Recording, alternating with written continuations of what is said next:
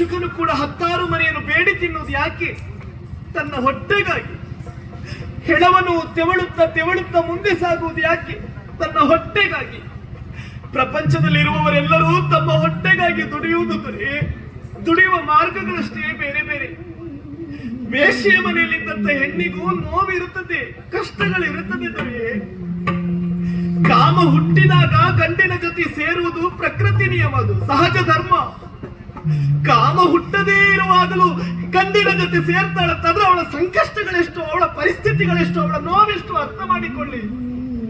ಹೊಟ್ಟೆಗಾಗಿ ದುಡಿಯುವಂತ ಹೆಣ್ಣವಳು, ಅವಳನ್ನು ತಾತ್ಸಾರ ಮಾಡಬೇಡಿದರೆ ಕೈ ಮುಗಿಯುತ್ತೇನೆ. ವೀಕ್ಷಕರೇ ನಮಸ್ಕಾರ. ಕರಾವಳಿ ವೈವಿಧ್ಯ ಯೂಟ್ಯೂಬ್ ಚಾನೆಲ್ಗೆ ಎಲ್ರಿಗೂ ಸ್ವಾಗತ. ನಾನು ರಾಧಿಕಾ. ವೀಕ್ಷಕರೇ, ನಾನಿದ್ದೇನೆ ಇವತ್ತು ಮೋಹಕ ತಾರೆ ಸುಧೀರ್ ಉಪ್ಪೂರ್ ಜೊತೆ ಇದ್ದೇವೆ. ಯಕ್ಷಗಾನ ಕ್ಷೇತ್ರದಲ್ಲಿ ಅವರ ಒಂದು ಆಸಕ್ತಿ ಮತ್ತು ಅವರ ಪ್ರತಿಭೆಯ ಕುರಿತಾಗಿ ನಮ್ಮ ಜೊತೆ ಮಾತಾಡ್ಲಿಕ್ಕಿದ್ದಾರೆ ಅವರು. ಸರ್ ನಮಸ್ಕಾರ. ಸಮಸ್ತ ವೀಕ್ಷಕರಿಗೂ ನನ್ನ ನಮಸ್ಕಾರಗಳು. ಯಕ್ಷಗಾನ ಕ್ಷೇತ್ರದಲ್ಲಿ ನಿಮಗೆ ಹೇಗೆ ಸರ್ ಒಂದು ಆಸಕ್ತಿ ಮೂಡಿತು? ಯಕ್ಷಗಾನ ಅಂತ ಹೇಳಿದ್ರೆ ನನ್ನ ಮಾವ ಆನಂದರಾವ್ ಉಪ್ಪಿನಕುದ್ರು ಅಂತ ಇದ್ದಾರೆ. ಅವರು ಈಗ ಪ್ರಸಕ್ತ ಮಾರಣಕಟ್ಟೆ ಮೇಳದಲ್ಲಿದ್ರು. ಅವರು ಮೊದಲಿಂದ ಸುದೀರ್ಘವಾದ ಯಕ್ಷಗಾನ ತಿರುಗಾಟವನ್ನೇ ಮಾಡ್ತಾ ಇದ್ರು. ನಾನು ಚಿಕ್ಕವನಿರುವಾಗ ಅಜ್ಜಿ ಮನೆಗೆ ಹೋದಾಗ ಮಾವನ ಜೊತೆಯಲ್ಲಿ ಆಟಕ್ಕೆ ಹೋಗ್ತಾ ಇದ್ದೆ. ರಂಗಸ್ಥಳದಲ್ಲಿ ಅವರು ವೇಷ ಮಾಡುವುದನ್ನು ನೋಡಿ ನಾನು ಸಹ ಅವರಾಗೆ ಆಗಬೇಕು, ಅವರಾಗೆ ವೇಷ ಮಾಡಿ ಕುಣಿಬೇಕು ಅಂತ ಆಸೆ ಇತ್ತು. ಹಾಗಾಗಿ ನನಗೆ ರಕ್ತಾನುಗತವಾಗಿ ಆ ವಿದ್ಯೆ ಬಂದಿರುವುದರಿಂದ ನಾನು ಚಿಕ್ಕಂದಿನಿಂದ ಯಕ್ಷಗಾನ ಅಂತ ಹೇಳಿದ್ರೆ ಬಹಳ ಪ್ರೀತಿ. ನಾನು ಕೇಳಿದಾಗೆ ನೀವು ಈ ಕ್ಯಾಸೆಟ್ ಮೂಲಕ ಈ ಯಕ್ಷಗಾನವನ್ನು ಕಲಿತಿದ್ರಿ ಅಂತ ಹೇಳಿ, ಇದು ಎಷ್ಟು ನಿಜ ಸರ್? ಇದು 100ಕ್ಕೆ 100 ಸತ್ಯ. ಮಾವನ ವೇಷ ನೋಡಿ ನಾನು ಹಾಗೆ ಆಗ್ಬೇಕಂತ ಆಸೆ ಇತ್ತು. ಹಾಗೆ ಆಗ್ಬೇಕು ಅಂತಾದ್ರೆ ಅದಕ್ಕೆ ತಯಾರಿಗಳು ಬೇಕು. ಸುಮ್ಮನೆ ವೇಷ ಹಾಕಿ ರಂಗಸ್ಥಳದಲ್ಲಿ ನಿತ್ರೆ ಅದು ಕುಣಿಲಿಕ್ಕೆ ಬರುವುದಿಲ್ಲ, ಮಾತಾಡ್ಲಿಕ್ಕೂ ಬರುವುದಿಲ್ಲ. ಅದಕ್ಕೆ ನಮ್ಮ ಯಕ್ಷಗಾನದಲ್ಲಿ ಹೆಜ್ಜೆಗಳು ಉಂಟು, ಅದಕ್ಕೆ ತಾಳಗಳು ಉಂಟು, ತಾಳದ ಗತಿಗಳು ಅಂತುಂಟು. ಅದನ್ನು ಅಭ್ಯಾಸ ಮಾಡಿದ್ರೆ ಮಾತ್ರ ನಾವು ಒಂದು ಪಾತ್ರವಾಗಿ ರಂಗಸ್ಥಳದಲ್ಲಿ ವ್ಯವಹರಿಸಲಿಕ್ಕೆ ಸಾಧ್ಯ. ಹಾಗಾಗಿ ಏನ್ ಮಾಡುದು, ಕಲಿಬೇಕು ಅಂತ ಆಸೆ ಇತ್ತು ಬಿಟ್ರೆ ಮನೆಯಲ್ಲಿ ಅದಕ್ಕೆ ಅವಕಾಶಗಳು ಸಿಕ್ಕಿರ್ಲಿಲ್ಲ. ಮನೆಯಲ್ಲಿ ಬೇಡ, ಯಕ್ಷಗಾನ ಬೇಡ, ನೀನು ಯಕ್ಷಗಾನ ಬೇಡ ಅಂತಿದ್ರು. ಹಾಗಾಗಿ ಮನೆಯವರಿಗೆ ಗೊತ್ತಿಲ್ಲದೆ ನಮ್ಮ ಪಕ್ಕದ ಮನೆಯಲ್ಲಿ ಒಬ್ರು ವಿಶ್ವಕರ್ಮರ ಮನೆ ಉಂಟು, ಆಚಾರ್ಯರ ಮನೆ ಉಂಟು. ಅವರು ಯಕ್ಷಗಾನ ಬಹಳ ಅಭಿಮಾನಿಗಳು. ಅವರು ಮಧ್ಯಾಹ್ನ ಊಟ ಆದ್ಮೇಲೆ ಮಧ್ಯಾಹ್ನದ ಹೊತ್ತಿಗೆ 2 ಗಂಟೆ ಒಂದು ಯಕ್ಷಗಾನ ನೋಡ್ತಾರೆ. ಅವರ ಇದರಲ್ಲಿ ಕ್ಯಾಸೆಟ್ ಅಲ್ಲಿ ನೋಡಿ ಆ ಕ್ಯಾಸೆಟ್ ಅಲ್ಲಿ ನೋಡಿ ಅದನ್ನೇ ನಾನು ಕಲ್ತದ್ದು. ನಾನು ಯಕ್ಷಗಾನದ ಮೇಲಿಟ್ಟಿರುವ ಪ್ರೀತಿಯಿಂದ ಕ್ಯಾಸೆಟ್ ನೋಡಿ ಕಲಿಯುವಂಥದ್ದು ಬಹಳ ಕಷ್ಟ. ಆದ್ರೆ ದೇವರ ಅನುಗ್ರಹದಿಂದ ನನಗೆ ಒಂದು ಲಭಿಸಿತ್ತು ಅಂತ ಹೇಳ್ಬೋದು. ಈ ಯಕ್ಷ ಕ್ಷೇತ್ರದ ಒಂದು ಮೋಹಕ ತಾರೆ ಅಂತ ಹೇಳ್ತಾರೆ ತಮ್ಮನ್ನು. ಸರ್, ಇದು ವಿಶೇಷವಾಗಿ ನೀವು ಸ್ತ್ರೀವೇಷದ ಕಡೆಗೇನೆ ಹೇಗೆ ಸರ್? ಅದೇ, ನಾನು ನಮ್ಮ ಮಾವ ಸ್ತ್ರೀವೇಷ ಆದ್ರಿಂದ ಸ್ತ್ರೀವೇಷದ ಕುರಿತಾಗಿ ಆಸಕ್ತಿ. ಮಾವನ ಪಾತ್ರವನ್ನೇ ನಾನು ಹೆಚ್ಚಾಗಿ ಗಮನಿಸ್ತಾ ಇದ್ದೆ. ಒಂದು ಪ್ರಸಂಗದಲ್ಲಿ 4-6 ಪಾತ್ರಗಳು ರಂಗಸ್ಥಳದಲ್ಲಿದ್ದಾಗ ನನಗೆ ನನ್ನ ಮಾವನ ಪಾತ್ರದ ಕುರಿತಾಗಿ ಹೆಚ್ಚು ಆಸಕ್ತಿ. ಯಾಕಂತ ಹೇಳಿದ್ರೆ ನನ್ನ ಮಾವ ಎನ್ನುವ ಒಂದು ಒಳಗಿನ ಆಸೆ ಇರ್ಬೋದೇನೋ. ಹಾಗಾಗಿ ಅವರದ್ದೇ ಅಭಿನಯಗಳನ್ನು ಇದನ್ನೆಲ್ಲ ನೋಡ್ತಾ ಇರೋದ್ರಿಂದ ನನಗೂ ಹಾಗೆ ಆಗಬೇಕು ಅಂತ ಆಸೆ ಆಯ್ತು. ಶಿವರಂಜಿನಿ, ಗಿರಿಮಲ್ಲಿಗೆ ತುಂಬಾ ಹೀಗೆ ಪೆರಡೂರು ಮೇಳದ ಕ್ಯಾಸೆಟ್ಗಳೇ ಇತ್ತು. ಆಗ ನೀಲ್ಕೋಟ್ ಶಂಕರ್ ಹೆಗಡೆ ಅವರು ಸ್ತ್ರೀ ಪಾತ್ರಗಳನ್ನು ಮಾಡ್ತಾ ಇದ್ರು. ಅವರ ಕ್ಯಾಸೆಟ್ ಅನ್ನು ನೋಡಿ ನಾನು ಸ್ವಲ್ಪ ಅಭ್ಯಾಸ ಮಾಡಿದ್ರಿಂದ ನನಗೆ ಮಾನಸ ಗುರುಗಳು ನೀಲ್ಕೋಟ್ ಶಂಕರ್ ಹೆಗಡೆ. ಅದಾದ್ಮೇಲೆ ಯಕ್ಷಗಾನ ಹೆಜ್ಜೆ ನಾವು ಕ್ಯಾಸೆಟ್ ನೋಡಿ ಕಲ್ತರೂ ಕೂಡ ನಮ್ಗೆ ಹೇಳಲಿಕ್ಕೆ ಬಾಯಲ್ಲಿ ಗೊತ್ತಿರ್ಬೇಕು. ನಾನೊಬ್ಬ ಕಲಾವಿದ ಆದ್ಮೇಲೆ ಯಾರಾದ್ರೂ ಈ ತಾಳ ಹೇಗೆ ಮಾರೆ ಅಂತ ಕೇಳಿದಾಗ ನಾನು ತಾಳವನ್ನು ಹಾಕಿ ತೋರಿಸ್ಬೇಕು, ಇಲ್ಲದಿದ್ರೆ ನಾವು ವೃತ್ತಿ ಮಾಡಿ ಪ್ರಯೋಜನ ಇಲ್ಲ ಅಂತ. ಹಾಗಾಗಿ ಕಲಿಬೇಕು ಅಂತ ಹೇಳಿ ಆಸಕ್ತಿ ಆದಾಗ ರಾಘವೇಂದ್ರ ನಾಯ್ಕ ಕರಂಬಳ್ಳಿ ಅಂತ, ಅವರೀಗ ಇಲ್ಲ, ತೀರಿ ಹೋಗಿದ್ದಾರೆ.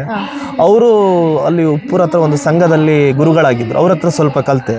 ಮತ್ತೆ ಗಣೇಶ್ ಚೇರ್ಕಾಡಿ ಅಂತ, ಗಣೇಶ್ ಗುರುಗಳು ಚೇರ್ಕಾಡಿ ಅವರು, ಅವರಿಂದ ಸಹ ಲಾಕ್ಡೌನ್ ಟೈಮಲ್ಲಿ ಸ್ವಲ್ಪ ತಾಳಾಭ್ಯಾಸಗಳನ್ನೆಲ್ಲ ಮಾಡಿದ್ದೇನೆ. ಹೀಗೆ ಮತ್ತೆ ನಾನು ಯಕ್ಷಗಾನದಲ್ಲಿ ಪ್ರತಿಯೊಬ್ಬ ಕಲಾವಿದರ ವಿಡಿಯೋಗಳನ್ನು ನೋಡ್ತೇನೆ. ಯಾಕಂತ ಹೇಳಿದ್ರೆ ಹೊಸತ್ ಮಾಡ್ತಾರಲ್ಲ, ಅದನ್ನು ನಾವು ನೋಡಿ ನಾವು ಹೇಗೆ ಮಾಡ್ಬೋದು. ಅಥವಾ ಈ ಸೀನಿಯರ್ ಕಲಾವಿದರದ್ದು ನೋಡ್ತೇನೆ, ಚಿಕ್ಕ ಕಲಾವಿದರದ್ದು ನಾನು ನೋಡ್ತೇನೆ.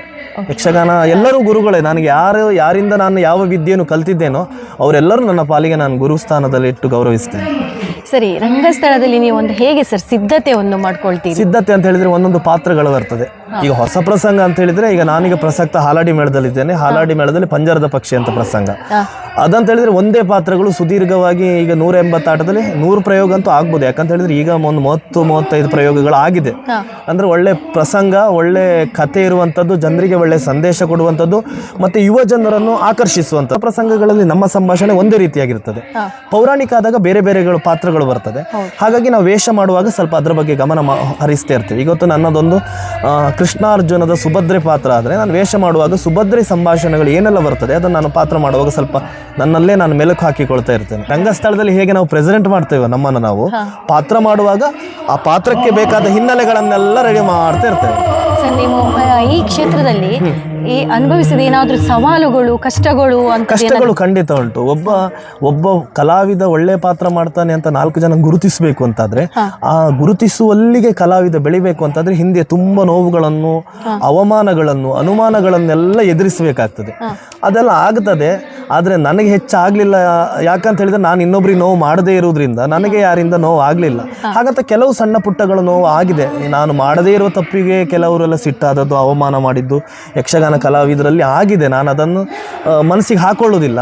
ಹಾಗಾಗಿ ನನಗೆ ದೇವರು ಕೈ ಬಿಡ್ಲಿಲ್ಲ ಅಂತ. ನಾವಿನ್ನೊಬ್ಬರಿಗೆ ನೋವು ಮಾಡದೇ ಇದ್ರೆ ಇನ್ನೊಬ್ಬರಿಂದ ನಮಗೆ ನೋವು ಆಗುದಿಲ್ಲ. ಮತ್ತೆ ನಾವು ಎಷ್ಟೇ ಎತ್ತರಕ್ಕೆ ಬೆಳೀಲಿ, ನಾವಾಗಿ ಇರಬೇಕು ಅಂತ. ಕಲಾವಿದನಿಗೆ ಅಹಂಕಾರಗಳು ಬರಬಾರ್ದು ಅಂತ. ಸಹಜತೆ ಮತ್ತೆ ಸರಳತೆ ಮನುಷ್ಯನಲ್ಲಿ ಇದ್ದಾಗ ಅವನಿಗೆ ಸಮಾಜದಲ್ಲಿ ಗೌರವ ಸಿಕ್ಕೇ ಸಿಗ್ತದೆ. ಖಂಡಿತ ಸರ್. ಕೊನೆಯದಾಗಿ ಈ ಯಕ್ಷಗಾನ ಒಂದು ಕಲೆಯನ್ನು ನಾವು ಉಳಿಸಿ ಬೆಳೆಸಬೇಕು. ನಮ್ಮ ಈ ಯಂಗ್ಸ್ಟರ್ಸ್ ಇದ್ದಾರೆ, ಯುವ ಜನತೆಯನ್ನು ನಾವು ಹೇಗೆ ಸರ್ ಒಂದು ಆಕರ್ಷಿಸಲು ಸಾಧ್ಯ? ಅಂದ್ರೆ ಮೊಬೈಲ್ ಗೀಳಿನಲ್ಲಿ ಇಡ್ತಾರೆ ಹೆಚ್ಚಾಗಿ.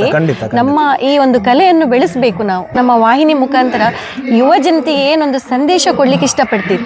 ಅದಕ್ಕೆ ಈ ಯುವ ಜನರನ್ನು ನಾವು ಆಕರ್ಷಣೆ ಮಾಡ್ಲಿಕ್ಕೆ ಅಥವಾ ಯಕ್ಷಗಾನದತ್ತ ಸೆಳಿಲಿಕ್ಕೆ ಒಂದು ಕಾಲಮಿತಿ ಪ್ರಯೋಗ ಒಳ್ಳೇದು ನನಗನ್ನಿಸುವಂಥದ್ದು. ಯಾಕೆ ಅಂತ ಹೇಳಿದ್ರೆ ಈಗ ಬೆಳಗ್ವರೆಗೆ ಆಟಗಳಾಗ್ತದೆ.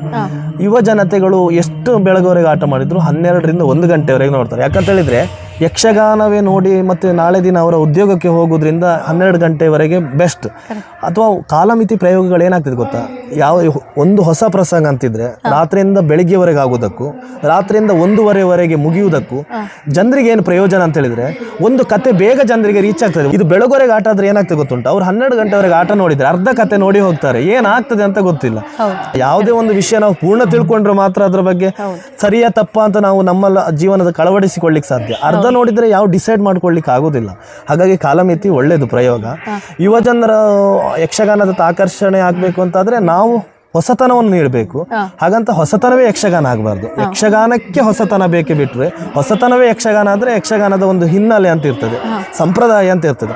ಸಂಪ್ರದಾಯಕ್ಕೆ ಧಕ್ಕೆ ಬರದ ಹಾಗೆ ಪೂರ್ಣ ಹೊಸತನ ಆಗದೇ ಇದ್ದಾಗೆ ಹೊಸತನ ಮತ್ತೆ ಸಂಪ್ರದಾಯವನ್ನು ಜೊತೆಯಾಗಿ ಮಾಡಿದ್ರೆ ಈಗಿನ ಯಂಗ್ ಜನರೇಷನ್ ಅವರು ಯಕ್ಷಗಾನಕ್ಕೆ ಬರ್ತಾರೆ ಅನ್ನುವಂಥದ್ದು ನನ್ನದೊಂದು ಅನಿಸಿಕೆ. ಜರದ ಪಕ್ಷಿಗೆ ತಾವೆಲ್ಲರೂ ಹೆಚ್ಚಿನ ಸಂಖ್ಯೆಯಲ್ಲಿ ಆಗಮಿಸಬೇಕು.